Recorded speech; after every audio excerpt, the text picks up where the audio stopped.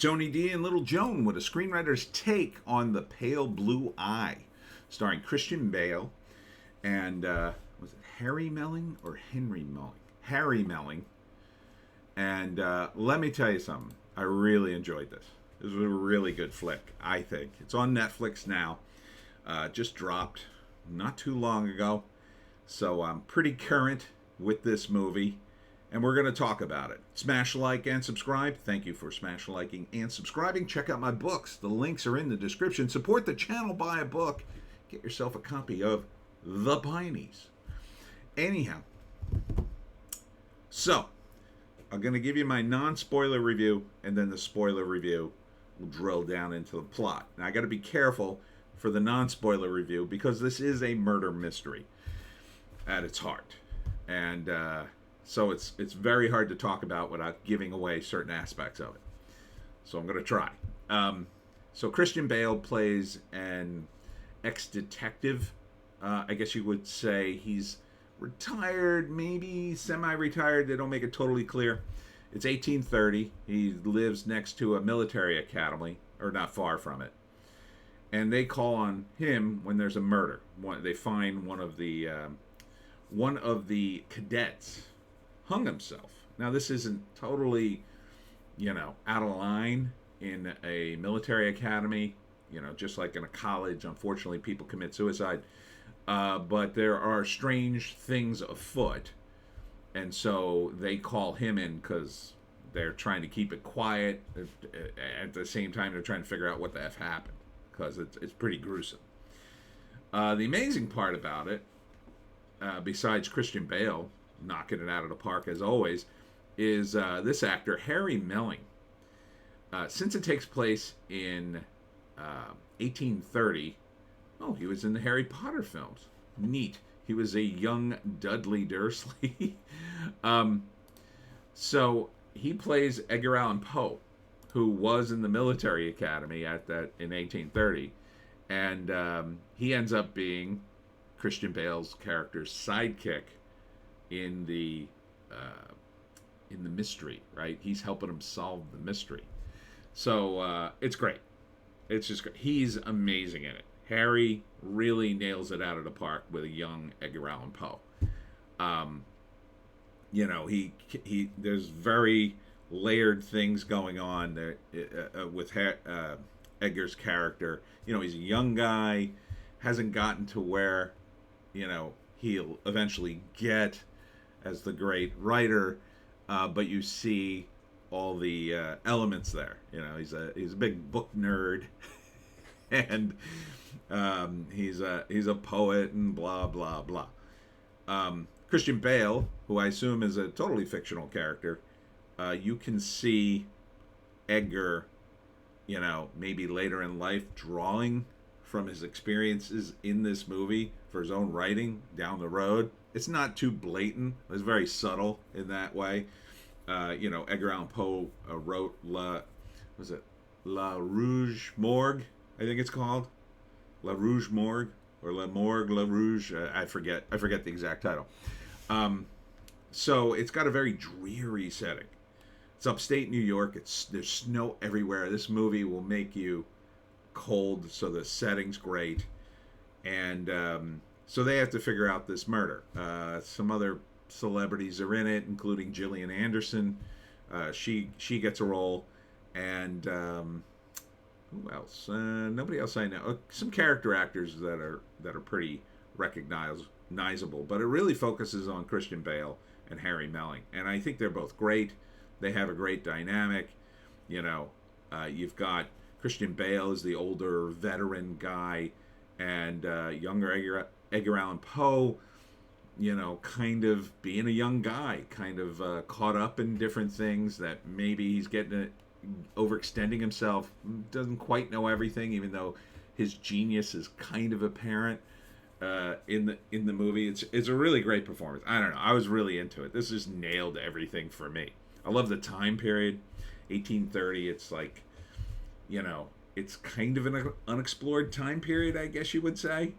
It's an interesting time in America. I mean, it's way after the Revolutionary War, but it's before the Civil War. So, it's an interesting time in America. It's got an interesting look. I mean, the clothes and the technology. Um, so, man, it's just got all the elements that I wanted. Now, describing the plot, I guess the best I can say is this movie has an act one, act two, act three, and then an act, really kind of an act four, but it's really a denouement, but an extended one, and a pretty complex one that's very important to the movie as a whole, I think. It's 2 hour and 10 minutes. It moves well. Oh, the pacing. Beautiful pacing. Mwah. Mwah on the pacing. Who was the director? I forget. I think it was it Scott? Scott Cooper, who directed and co-wrote the screenplay based on a book by Louis Bayard, Christian Bale, Harry Melling, and Simon McBurney. I'm not sure which one Simon was. Okay. He was Captain Hitchcock. Actors look so different in their makeup sometimes. Toby Jones, I recognized. I didn't know the name. I recognized him. And, oh, man. Oh, and Robert Duvall's in it. I forgot about him. He doesn't look like himself in it. He looks very different to me. But, man, what a flick. What a flick. The great thing about it, I think, is this.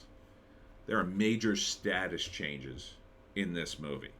So when we talk about status changes in screenplays, screenwriters, and I'm not spoiling anything with this. It's this idea that you've got one character in charge, but then another character somehow kind of becomes in charge in a different way, like on a different level, if you know what I'm saying. That's about all I can say about it without getting into the spoilers. But the status changes. Yeah, that's like, whoa. It's not just the reveals, but the reveals that then lead to this change. And then you're like, oh, man, that's, where's this going? Because when you get a change like that, you think the characters are like, here, here, here. And then suddenly the movie like jumbles them all up. And you're like, wait a minute, who's in charge here? What's going to happen? Then you kind of don't know what's going to happen. And it kind of shakes the foundation you thought you were standing on. And this is in a murder mystery, keep in mind. So, what else to say about it? Great performances. I mean, look of it's great. It's very dreary. I mean, sets, costume. I mean, it's just great. I highly recommend it. It's on Netflix now. It moves very quickly. I found myself a half hour into it, and I just thought, wow. Scenes just kept changing. They introduced new characters. You know, they don't have a lot of scenes where people are just sitting around doing nothing, if you know what I mean. They're not showing you landscape. They do a little bit in the beginning. And then, things that they showed you. And this is an indication to me of a great murder mystery, is when they can show you a scene that seems completely innocuous. And then later in the movie, when they show you it again or point to it, you're like, oh my God, that's what he was doing in that scene. This wasn't an innocuous scene. This was an important scene. But I had no way of knowing that until the end of the movie. So that's about all I can say without getting into the spoilers. Go watch The Pale Blue Eye. I think you'll really enjoy it, unless you hate, I don't know, good cinema. So I hope that I'm going to be watching for this guy. Holy cow, Scott Cooper. This really should get best adaptation for a movie, I think. Really should. I mean, I don't know what the book's like. Maybe some of you have read it, but man, if the book is half this good, it must have knocked it out of the park here. I mean, sometimes the book adaptation is different, but spot on. And Harry Melling is just, oh man, I think he nails Poe. I mean, he almost steals the movie from Christian Bale. But then, all right, I can't say any more about it without getting into spoilers. So, go watch the movie. All right, that concludes my non-spoiler review. I'm getting into the spoilers. I'm telling you should watch this movie if we watch the rest of this review. Okay. All right, we're getting into spoilers now. We're in spoiler territory. Ding, ding, ding, ding, ding. Spoilers. Okay. So, first act. He's called in to solve the mystery, right? Typical setup in a mystery movie. Bizarre murder. Cadet was hanged, but then his body is butchered, and his heart is missing. And everybody's like, what the F? What happened to his damn heart, right? So this is why they call in Christian Bale. And so he comes in, and he's doing his detective thing, examining things, asking questions. Seems immediately like a guy who knows what he's doing, right? The end of the first act, I think, probably is about when he meets Edgar Allan Poe. And they instantly hit it off. He's a young Poe. I mean, he is Poe, but at the same time, he's kind of impulsive, and he's anxious to prove himself, and you've got this older guy who's sort of being like a big brother to him a little bit in a lot of ways, and he's got Poe's kind of a lonely guy, and Christian Bale recruits him, right? He recruits him to be part of his little murder mystery team. Then we get into the second act, and the second act is a lot of it's Poe. I mean, a lot of it is Henry Melling infiltrating the cadets and doing the groundwork that Christian Bale can't, right? And Christian Bale, in the meantime, he's looking at clues. He eventually gets, towards the end of the movie, the diary, towards the end of the second act, I'll say, the diary of the first victim. I think by that time the second victim was killed. And, it's the second victim, of course, has his heart removed, but it's a little different. You're not quite sure why, and wheels were turning when that happened. I'm like, why is the heart being ripped out different this time? Who the hell killed this guy? And really, because Edgar Allan Poe historically, it's not him, right? Everybody knows it's not him, because it's like, well, he goes on to be Edgar Allan Poe. There's no story of him being accused of murder, so it can't be him, unless this is, what is this, a Quentin Tarantino movie? Anyhow,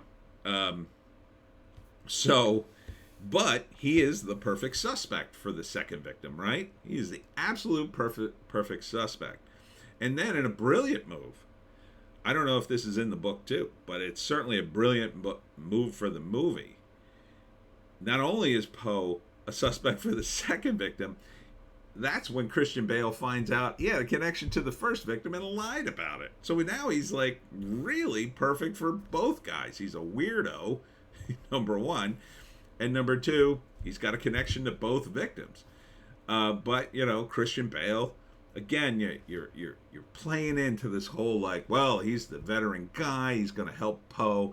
Poe's like well-meaning, but this time he's taken on too much. He's gone too far. The love story between him and Leah, the moment that starts to happen, you kind of know, like, oh, this can't be good, right? Because her name is Leah. Poe didn't marry a woman named Leah, and it's clear, like, well, that's not going to work out somehow, right? From history, there's no way that's going to work out. Although later, he sort of he talks about a dream he had about Lenore, and then he ties that to Leah, Lenore, and then you think, oh wait, maybe this is his first wife. I don't think his first wife was named Lenore, was it? Anyhow, but like Poe is very lonely, and we get to follow him around while he talks to the other cadets and infiltrates their circle, and that's a great dynamic too, and Poe kind of comes into his own. Like, he's entertaining the other cadets. They like him. They're gambling. He's winning at gambling. It's like, I want to see another movie with Henry Melling as Poe. I really do. I think that could be a sequel. Absolutely. Could Christian Bale be in it? I don't know. Judging by what happens by the end of this, I don't think so. I think that would be a bad move. But I think you could certainly do another movie with Henry Melling as Poe, as the same Poe, getting involved in another murder mystery. I think it would be amazing if you did. In fact, I would love to see a whole series where it's just Edgar Allan Poe solving mysteries. But, it's not that light, right? It's dark.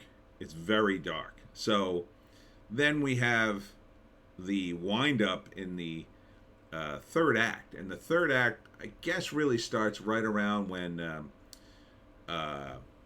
Christian Bale's character goes to dinner with the doctor, because by this time it's all pointing to the doctor somehow and his son somehow. And so we get the big reveal that it's this whole satanic cult, and the justification for it makes total sense, right? It's like the doctor had tried everything to cure his daughter and nothing worked. And then she got invested in all this satanic stuff that she must have read about in his house because he had the old books. And, she got better. And he did want to stop her from doing this stuff because at least she was getting better, finally. And then the climactic scene, of course, is in the, I don't know what, were they in a barn? The map was a little confusing. If I had to really pick apart the movie, the map in that moment was a little, I get it, like, they must have been in a barn just outside the house or something, but they didn't say anything. Anyhow, so Christian Bale goes to save Poe, who, he's about to be sacrificed, and it's like, yeah, and she even says to Poe, like, it'll all be over soon. Like, your sacrifice is finally going to cure me.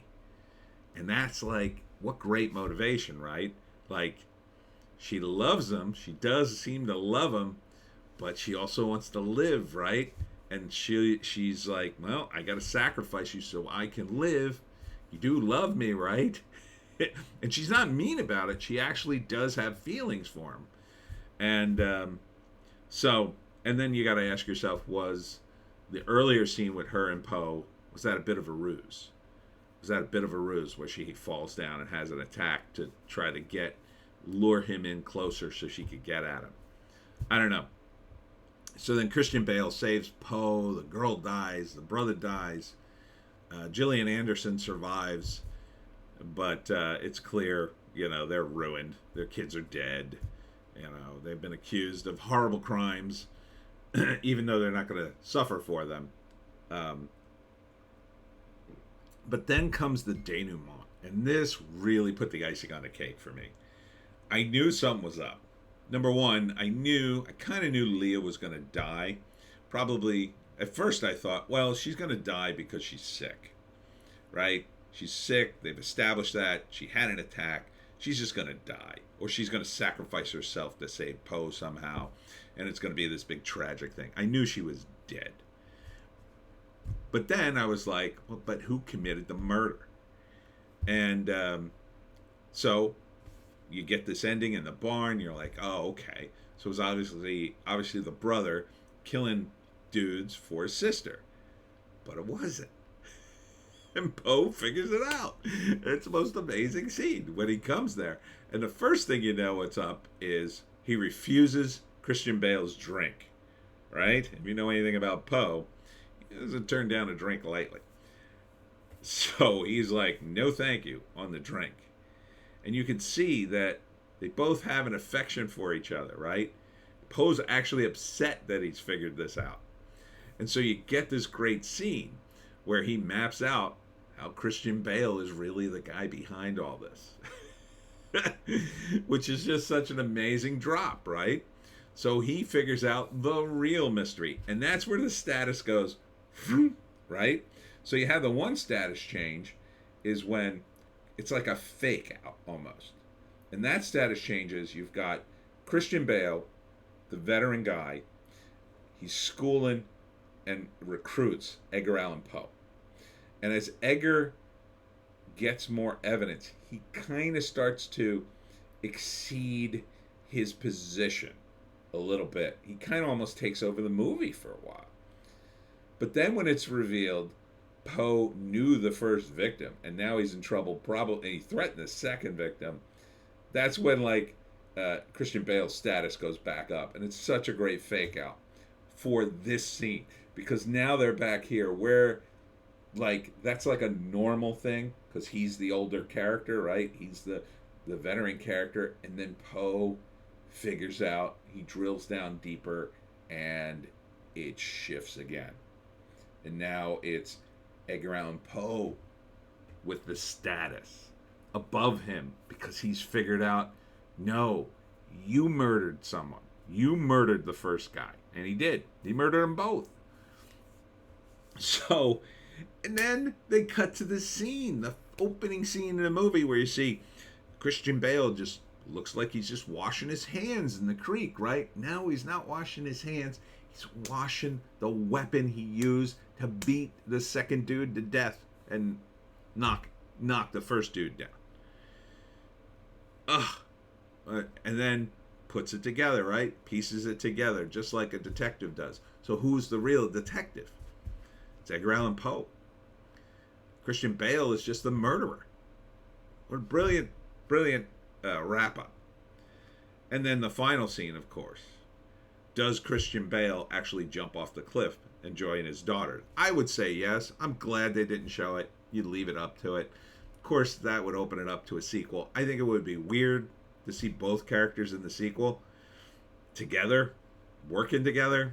Yeah, I don't think that would work. I think Christian Bale's character is done. I think it would have been fine had we saw a shot of his character just going over the cliff. But, to leave that kind of open from a cinema standpoint, not from a franchise standpoint, I think that's better, because then you can imagine whether or not you think he killed him. I would say and I don't know if this is in the book, but the appropriate ending for his character is he does kill himself because he's too despondent over his daughter's loss. And the scene with the daughter it's powerful, I think. Because when Poe starts putting it together, you're like, oh no. And the whole time, of course, you think his daughter just ran off with someone. Oh, no. Turns out she was horribly attacked and then killed herself because of those recruits that he's murdering. I really thought he was going to reveal he murdered the third one, but no one will ever find his body. So, I guess he just took off because he knew. It kind of makes it even more sad, right? It's like, he doesn't even, and he just says, I just don't have the energy to find that third guy, because it shows you that revenge is empty. It's empty. There's nothing to it. Like, he's gotten some revenge, but what good? It's not going to bring his daughter back. It's not going to bring his daughter back. And you're talking about, trying to prosecute a sexual assault at that time after his daughter's already killed herself. Yeah, good luck. What it should have been is, what it would have been in the 1830s, he just would have murdered him. So he just finds himself lucky enough, and he basically does, right? He just kinds of murderer.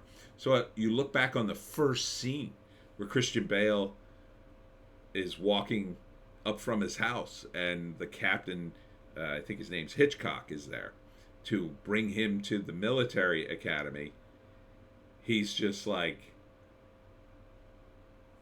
now looking at, that's a completely different scene, right? He's not worried about, what if I refuse and don't solve your little mystery? No, he's worried that maybe they're there to arrest him or accuse him, at least.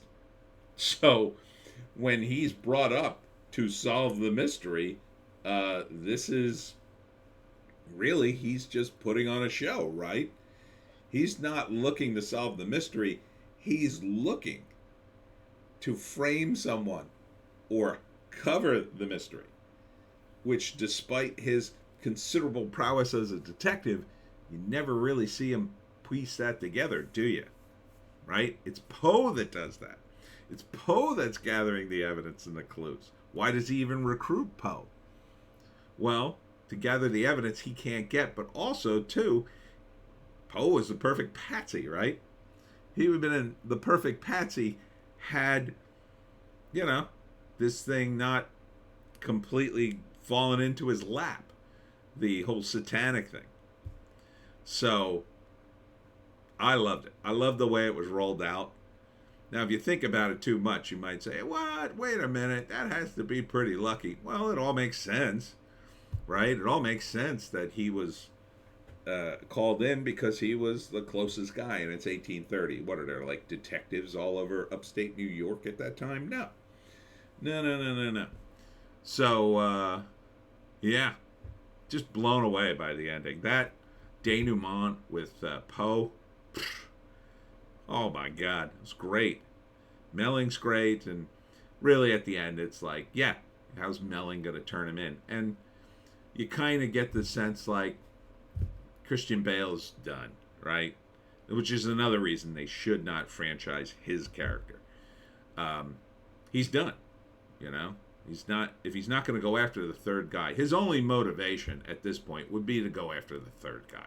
That would be the only way. The only way you could get more movie out of this, and that's, you can see from the performance, like, that's pointless for him. It's utterly pointless. There's Robert Duvall as the professor. So really, it's all on Henry Melling, or Harry Melling, excuse me. There's Gillian Anderson. Gillian Anderson's good. Kind of as the wife of a doctor, the proud wife of a doctor, and kind of a messed up cultist. Here's a great scene with Poe drinking. Can't outdrink Poe. So yeah, I mean, this, what an ending, and it was a great way to end a movie. Especially a mystery movie. Again, the pacing was phenomenal, really moved, and so when you get that ending up on the cliff with Christian Bale, like, his character's done. His character's just over, and that's the way characters, they should be. By the end of a movie, characters should be so completely spent. You've explored it all, and the only reason for a sequel really would be to explore something that the only person that needs more exploring is Edgar Allan Poe, right? Because he had this historic life after these events, which aren't real, but you know what I'm saying. So yeah, I really enjoyed this movie. Top tier, absolute top tier stuff. Netflix, finally. What, when Netflix gets something right, I mean, they get something right, It's happened a couple of times before. Why can't you just do more of this? Not this so specifically, but like, just a great movie. This is a great script. Can you not see how great this is? It's based on a book, which I'll assume is great. It's got great detail, sets. I mean, who wouldn't want to be in this movie? Who wouldn't want to play Edgar Allan Poe? Who wouldn't want to play the detective, Christian Bale, in this great role where he gets to be detective guy, where he gets to manipulate people, and he gets this great ending where he's tortured. Actors love that stuff, and it's a great character. And all the other side characters they've got their whole 1830s things going on. These guys were great too. The whole cast is awesome. Even Gillian Anderson is like really cool as the wife. That's the hang guy there. She's great as the wife. Doing an accent, the whole thing. She's got great the costuming, everything about this. Look at this. Look how stark this is. Look, the look of it is great too. Look at. Does that not say cold? Does this not say cold? In the 1830s, these uniforms, The Hangman, Edgar Allan Poe. I mean, this stuff, the satanic stuff, Robert Duvall's filthy hands. I mean, it's all good, baby. It's all good. So, if you see one movie on Netflix, I say see this. See this. Is it depressing? No, I don't think it is depressing. It's a dark mystery movie. There's no real comedy to it, I wouldn't say. There's some light moments, but not comedy. There's not a lot of action to it. No. It's just a really smartly written film, I think. What a great ending. And a powerful ending, an emotional ending. I really felt for Christian Bale's character, because you get on board with him solving the mystery and you think you're like, oh yeah, this guy, yeah, he's had a tough life, but he's going to solve this mystery and do the military academy a favor. Yeah, but there's more to it. More to it. So things are revealed. This is the way you make a movie. This is a movie. Upvote 1,000,000 times, Netflix. The Pale Blue Eye. If you don't watch this, I don't know. You must hate yourself. And that's it for me, Tony D and Little Joan. I taped this the night before, so on Sunday, which should be today when I post this, make sure you check out our live stream at 7 p.m. It's going to be the live stream at 7, Sundays at 7. We're talking about sequels. So we're gonna drill down in sequels, talk about which ones are good, which ones are bad, whatever. And of course, the usual 4 videos. That's it for me, and we'll see you next time.